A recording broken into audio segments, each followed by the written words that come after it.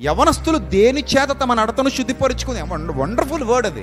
నడతను శుద్ధీకరించేది ప్రపంచంలో ఏదైనా ఉందా? అసలు బట్టలు ఉతుక్కోవడానికి రకరకాల డిటర్జెంట్లు, సబ్బులు ఉన్నాయి. ఫ్లోర్ కడుక్కోవడానికి, బాత్రూమ్స్ కడుక్కోవడానికి, గోడలు క్లీన్ చేసుకోవడానికి, కార్లు క్లీన్ చేసుకోవడానికి, చివరికి మన షర్ట్ల మీద, చీరల మీద పడిన కాఫీ మరకలు క్లీన్ చేసుకోవడానికి కూడా ఏవేవో వచ్చేసాయి లిక్విడ్స్. మొన్న ఎక్కడో ఎవరో చెప్తున్నారు, రాజమండ్రిలో మీ కారు అద్దం ఫీడ్ అయిపోయిందా, రాజమండ్రిలో పలానా చోటకి రండి, కారు అద్దం మళ్ళీ తెల్లగా చేసి ఇచ్చేస్తారంట వాళ్ళు. ఇంకొక ఆయన చెప్తున్నాడు, మీ షర్ట్కి ఏమైనా కలర్ పోయిందా, మీ సూట్కి ఏమైనా మరకలు పడ్డాయా, రాజమండ్రిలో పెద్ద షాప్ పెట్టారు, అక్కడికి వెళ్తేనట సూట్లన్నీ శుభ్రం చేస్తున్నాడంట, ఆ షర్ట్ల మీద ఉన్న మరకలన్నీ ఎగిరిపోతున్నాయి అంట, కనబడకుండా పోతున్నాయి అంట. ఇలా చెప్తుంటారు. అంటే ఇవన్నీ ఉన్నాయి, okay, good, well and good, super. But నడతను కడిగేది ఏమైనా ఉందా? మీరు చెప్పండి. నేను నడతను కడగాల. నడతను కడగడం అంటే నడతలు ఎక్కడి నుంచి వస్తాయి? ఆలోచనలోంచి వస్తాయి, అంతే కదా. ప్రతి క్రియకు మూలమేది? ఆలోచన. ప్రతి మాటకు మూలమేది? హృదయం. హృదయం నిండి ఉండి దానిని బట్టి నోరు మాట్లాడు. హృదయంలో ఉన్న ఆలోచనలు బట్టే నీ క్రియలు ఆధారపడి ఉంటాయి. ఇప్పుడు హృదయాన్ని కడిగేది ఏమైనా ఉందా అంటే దేవుని వాక్యం ఉంది. హృదయాన్ని కడిగే ఏకైక సాధనం దేవుని వాక్యం.